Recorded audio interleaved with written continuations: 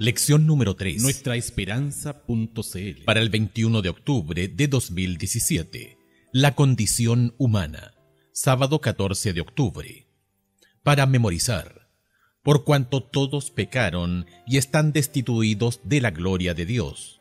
Romanos capítulo 3, verso 23. Al comienzo del libro de Romanos, Pablo busca establecer una verdad crucial, que es fundamental para el Evangelio: el estado, lamentablemente, de la condición humana. Esta verdad existe porque, desde la caída, todos nos hemos contaminado con el pecado. Está tan entretejido en nuestros genes como el color de nuestros ojos.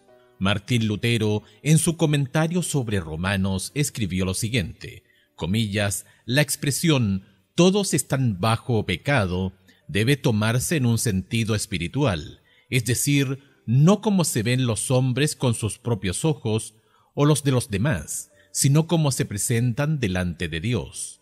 Todos están bajo pecado los que son transgresores manifiestos a los ojos de los hombres, así como aquellos que parecen justos a su vista y ante los demás. Aquellos que realizan buenas obras externas las hacen por el temor al castigo, el amor a las ganancias y la gloria, o el placer en un objeto determinado, pero no por una mente gustosa y dispuesta. De esta manera, el hombre se ejercita continuamente en buenas obras para ser visto por los demás, pero por dentro está totalmente inmerso en los deseos pecaminosos y las lujurias malignas que se oponen a las buenas obras. Cierre de comillas, Martín Lutero, comentario de Romanos, página 69. Domingo 15 de octubre. El poder de Dios. Comillas, no me avergüenzo del Evangelio, pues es poder de Dios para la salvación de todos los que creen, de los judíos primeramente, pero también de los gentiles. De hecho, en el Evangelio se revela la justicia que proviene de Dios, la cual es por fe, de principio a fin, tal como está escrito, el justo vivirá por la fe. Romanos capítulo 1 versos 16 y 17. ¿Qué te dice Romanos capítulo 1 versos 16 y 17? ¿De qué forma has experimentado las promesas y la esperanza que se encuentran allí?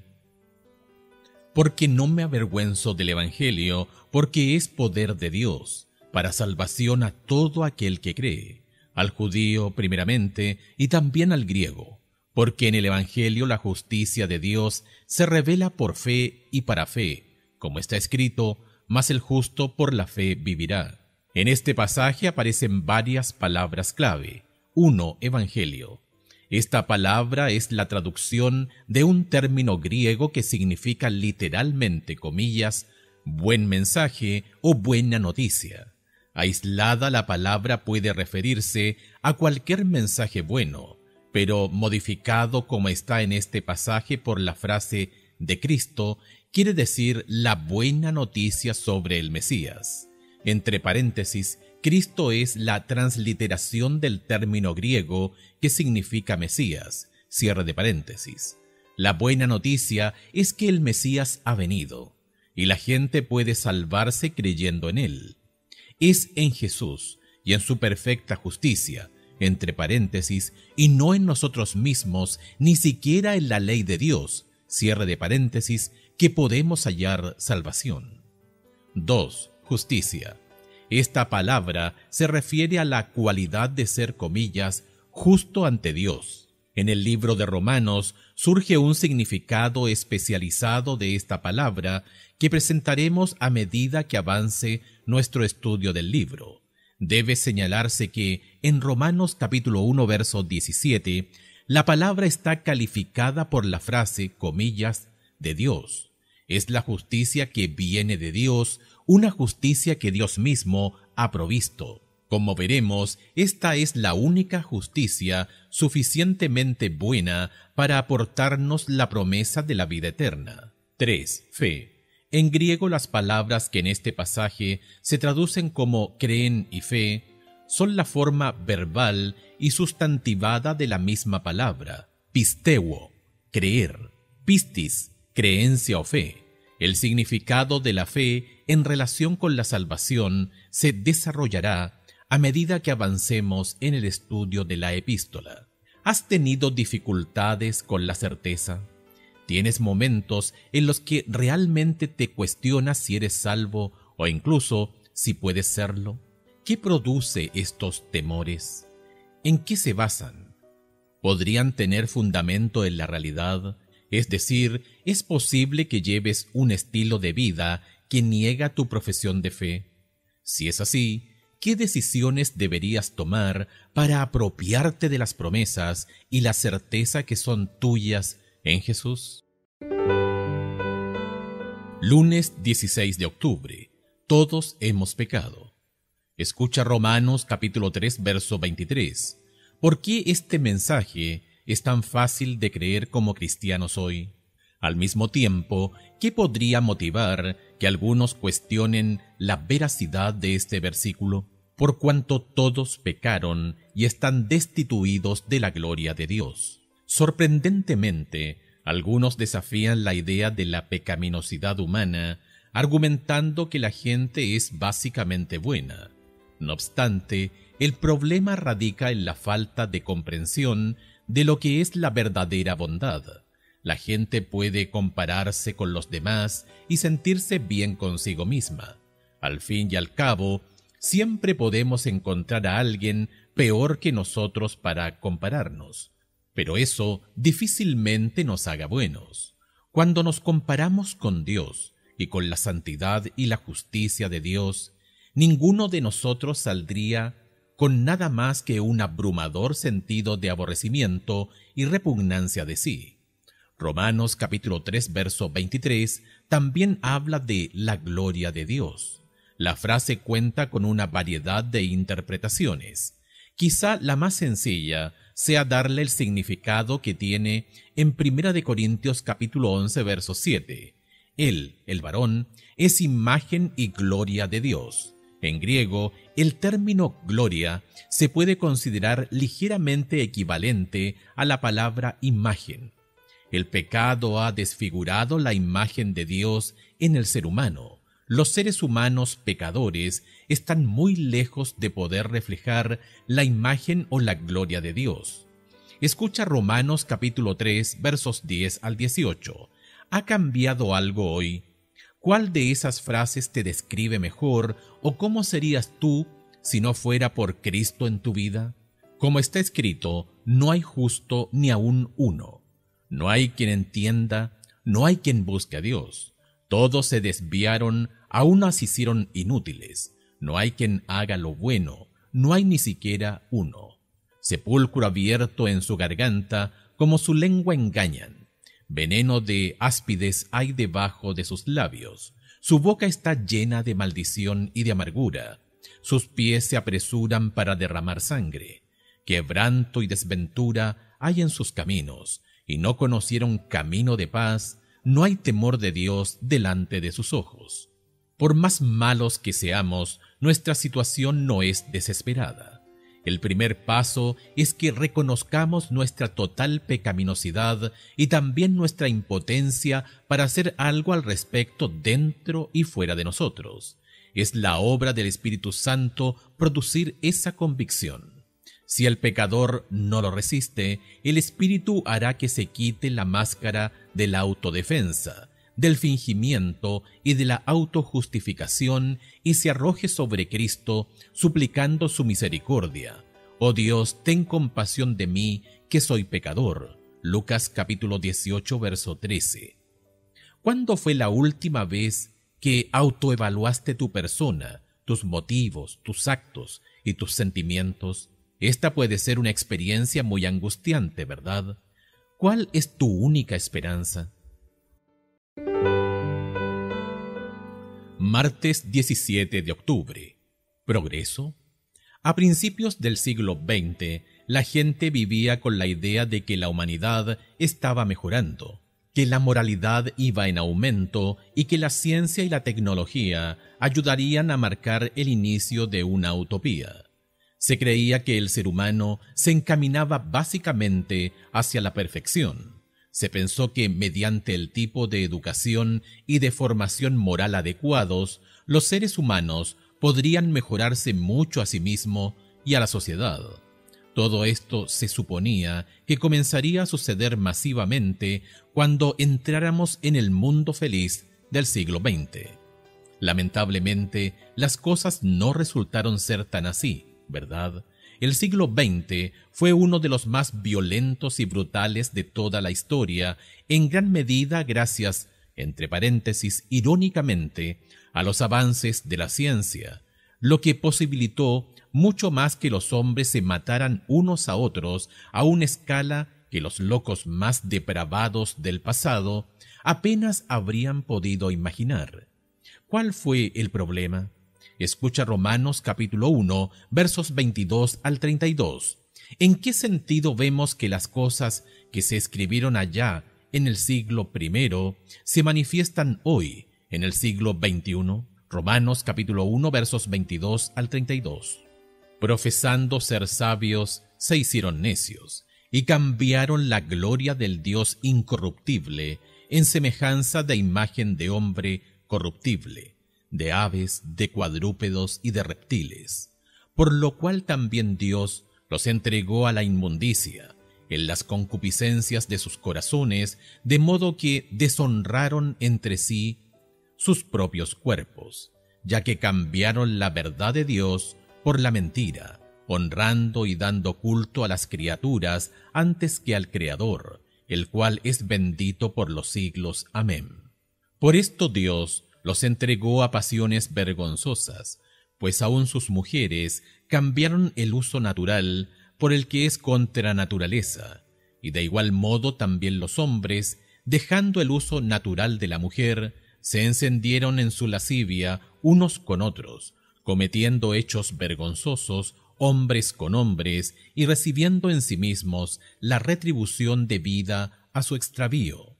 Y como ellos no aprobaron tener en cuenta a Dios, Dios los entregó a una mente reprobada para hacer cosas que no convienen, estando atestados de toda injusticia, fornicación, perversidad, avaricia, maldad, llenos de envidia, homicidios, contiendas, engaños y malignidades, murmuradores, detractores, aborrecedores de Dios, injuriosos, soberbios, altivos, inventores de males, desobedientes a los padres, necios, desleales, sin afecto natural, implacables, sin misericordia, quienes habiendo entendido el juicio de Dios, que los que practican tales cosas son dignos de muerte, no sólo las hacen, sino que también se complacen con los que las practican. Quizá necesitemos fe para creer en muchas cosas acerca del cristianismo,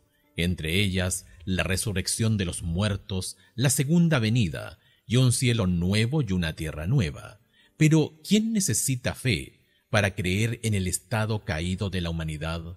Hoy, cada uno de nosotros está viviendo las consecuencias de ese estado caído. Concéntrate específicamente en Romanos capítulo 1 versos 22 y 23. ¿De qué forma se manifiesta este principio ahora? Al rechazar a Dios, los seres humanos de nuestro siglo, ¿qué han llegado a adorar e idolatrar en cambio? Y al hacerlo, ¿cómo es que se hicieron necios? Lleva tu respuesta a la clase el sábado. Miércoles 18 de octubre. Lo que tienen en común judíos y gentiles. En Romanos capítulo 1, Pablo se refiere específicamente a los pecados de los gentiles, los paganos, los que habían perdido de vista a Dios hacía mucho tiempo y por lo tanto habían caído en las prácticas más degradantes. Pero él tampoco iba a permitir que su propio pueblo, sus propios compatriotas, se salieran con la suya. A pesar de todas las ventajas que habían recibido, Romanos capítulo 3 versos 1 y 2, ellos también eran pecadores, condenados por la ley de Dios y necesitados de la gracia salvadora de Cristo. En ese sentido, en el hecho de ser pecadores, de haber violado la ley de Dios y de necesitar la gracia divina para la salvación, Los judíos y los gentiles eran iguales. Escucha Romanos capítulo 2 versos 1 al 3 y versículos 17 al 24. ¿Contra qué advierte Pablo? ¿Qué lección deberíamos aprender todos, judíos o gentiles, de esta advertencia? Romanos capítulo 2 versículos 1 al 3. Por lo cual eres inexcusable, oh hombre, quienquiera que seas tú que juzgas. Pues en lo que juzgas a otro, te condenas a ti mismo, porque tú que juzgas haces lo mismo. Mas sabemos que el juicio de Dios contra los que practican tales cosas es según verdad. ¿Y piensas esto, oh hombre, tú que juzgas a los que tal hacen y haces lo mismo, que tú escaparás del juicio de Dios? Versículos 17 al 24. He aquí, tú tienes el sobrenombre de judío, y te apoyas en la ley, y te glorías en Dios, y conoces su voluntad, e instruido por la ley, apruebas lo mejor, y confías en que eres guía de los ciegos, luz de los que están en tinieblas, instructor de los indoctos, maestro de niños, que tienes en la ley, y la forma de la ciencia y de la verdad. Tú, pues, que enseñas a otro, ¿no te enseñas a ti mismo? Tú que predicas que no se ha de hurtar, ¿hurtas? Tú que dices que no se ha de adulterar, ¿adulteras? Tú que abominas de los ídolos, ¿cometes sacrilegio? Tú que te jactas de la ley, ¿con infracción de la ley deshonras a Dios? Porque, como está escrito, el nombre de Dios es blasfemado entre los gentiles por causa de vosotros. Comillas, después de que el apóstol ha demostrado que todos los paganos son pecadores, ahora muestra de manera especial y más enfática que también los judíos viven en pecado, sobre todo porque obedecen la ley solo exteriormente, es decir, según la letra y no de acuerdo con el espíritu. M. Lutero, Comentario de Romanos, página 61. Con frecuencia es demasiado fácil ver y señalar los pecados de los demás. Sin embargo, ¿cuán a menudo somos culpables de cosas similares o aún peores? El problema es que tendemos a hacer, comillas, la vista gorda con nosotros mismos, o logramos sentirnos mejor mirando lo mal que están otros en comparación con nosotros. Pablo no quiere tener nada que ver con eso.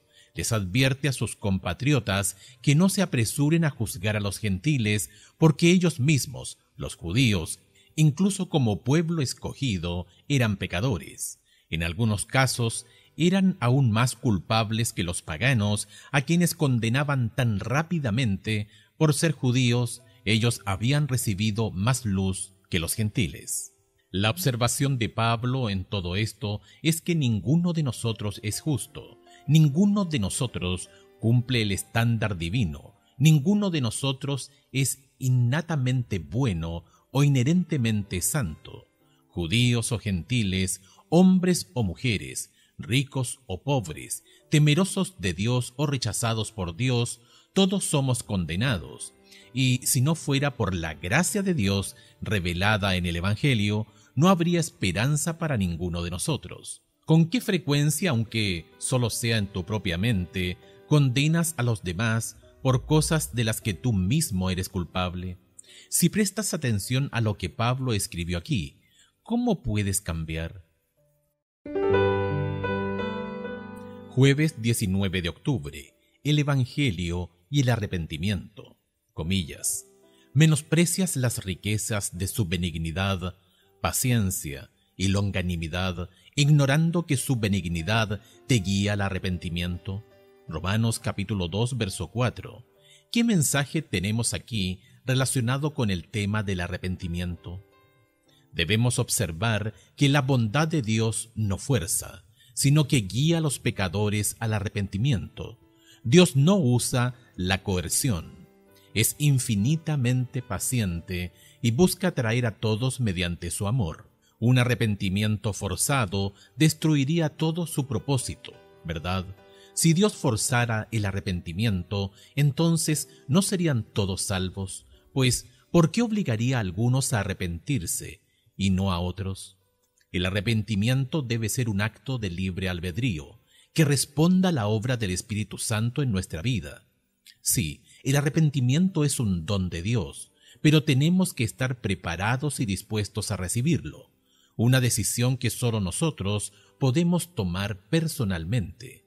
¿Qué ocurre con los que se resisten al amor de Dios, se niegan a arrepentirse y siguen desobedeciendo?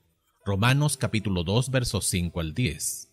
Pero por tu dureza y por tu corazón no arrepentido, atesoras para ti mismo ira para el día de la ira y de la revelación del justo juicio de Dios, el cual pagará a cada uno conforme a sus obras. Vida eterna a los que, perseverando en bien hacer, buscan gloria y honra e inmortalidad, pero ira y enojo a los que son contenciosos y no obedecen a la verdad, sino que obedecen a la injusticia. Tribulación y angustia sobre todo ser humano que hace lo malo, el judío primeramente y también el griego, pero gloria y honra y paz todo el que hace lo bueno, al judío primeramente y también al griego. En Romanos capítulo 2 versos 5 al 10 y frecuentemente a lo largo de todo el libro de Romanos, Pablo enfatiza el lugar de las buenas obras. Nunca se debe interpretar la justificación por la fe sin las obras de la ley, en el sentido de que las buenas obras no tienen lugar en la vida cristiana.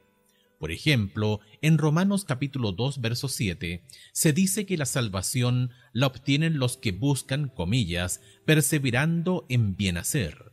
Aunque el esfuerzo humano no puede dar salvación, es parte de toda la experiencia de salvación. Es difícil ver que alguien que lee la Biblia se salga con la idea de que las obras y los actos no importan para nada. El verdadero arrepentimiento, el que surge voluntariamente del corazón, siempre vendrá seguido de la determinación de vencer y de dejar de lado aquello de lo que debemos arrepentirnos. ¿Cuán a menudo asumes una actitud de arrepentimiento? ¿Eres sincero o solo tiendes a sacudirte las faltas, los defectos y los pecados? Si es esto último, ¿cómo puedes cambiar? ¿Por qué deberías cambiar? Viernes 20 de octubre, para estudiar y meditar, comillas. Por tanto, la terminología bíblica muestra que el pecado no es una calamidad que sobrevino súbitamente a la humanidad, sino que es el resultado de una actitud activa y una elección consciente por parte del ser humano. Además, el pecado no es la ausencia del bien, sino que es, comillas, no alcanzar las expectativas de Dios. Es un curso impío que el ser humano ha elegido deliberadamente. No es una debilidad por la cual los seres humanos no pueden responsabilizarse, porque el ser humano, en la actitud o el acto de pecar deliberadamente, elige rebelarse contra Dios, transgredir su ley y fracasar en escuchar la palabra de Dios. El pecado trata de ir más allá de las limitaciones que Dios ha fijado. En resumen, el pecado es un acto de rebelión contra Dios. Tratado de Teología Adventista del Séptimo Día, página 272. Comillas. Se me ha presentado un horrible cuadro de la condición del mundo. La inmoralidad cunde por donde quiera. La disolución es el pecado característico de esta era. Nunca alzó el vicio su deforme cabeza con tanta osadía como ahora. La gente parece aturdida y los amantes de la virtud y de la verdadera bondad casi se desalientan por esta osadía, fuerza y predominio del vicio. La iniquidad prevaleciente no es el dominio exclusivo del incrédulo y burlador. Ojalá fuese tal el caso, pero no sucede así. Muchos hombres y mujeres que profesan la religión de Cristo son culpables. Aún los que profesan esperar su aparición no están más preparados para ese suceso que Satanás mismo. No se están limpiando de toda contaminación. Han servido durante tanto tiempo a su concupiscencia que sus pensamientos son, por naturaleza, impuros y sus imaginaciones corruptas. Testimonios para la Iglesia, tomo 2, página 311. Preguntas para dialogar. 1. ¿Qué respuesta le das a los que, a pesar de todo lo que ha sucedido, insisten en que la humanidad está mejorando? ¿Qué argumentos dan y cómo respondes a ellos? 2. Presta atención a la cita de Elena de White en el estudio del viernes. Si te ves a ti mismo allí, ¿cuál es tu respuesta? ¿Por qué es importante no darse por vencido en la desesperación, sino que seguir reclamando las promesas de Dios, primero de perdón y segundo de purificación? ¿Quién es el que quiere que tú digas de una vez por todas, comillas, no sirve de nada, soy demasiado corrupto, nunca podré ser salvo, así que bien podría rendirme? ¿Lo escuchas a Él o a Jesús que nos dirá, ni yo te condeno, vete y no peques más? Juan capítulo 8, verso 11. 3. ¿Por qué es tan importante para nosotros como cristianos entender la pecaminosidad y la depravación humanas básicas? ¿Qué puede suceder cuando perdemos de vista esa realidad triste pero cierta? ¿A qué errores nos puede llevar una falsa comprensión de nuestra verdadera condición? 4. Piensa en la cantidad incalculable de protestantes que eligieron morir antes que renunciar a la fe. ¿Cuán firmes estamos en la fe? ¿Lo suficiente como para morir por ella?